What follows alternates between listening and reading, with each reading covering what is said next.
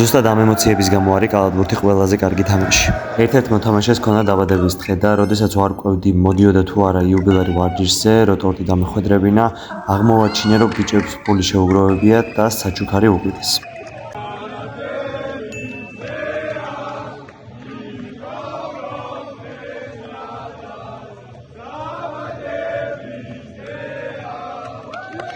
ამ ვარჯიშზე ისედაც დაგეგმილი მქონდა დილისა და საღამოს გუნდის თამაში, მაგრამ ზოგადად იუბილეური ვარჯიშზე რომ მოდის, მე ყოველთვის ვათამაშებ მთლიან გუნდს მთლიანი ვარჯიშის განმავლობაში. გადავანაწილე გუნდები, ტრავმირებული მოთამაშეები მწვრთნელებად დავნიშნე და ბოლოს მოხდა ეს.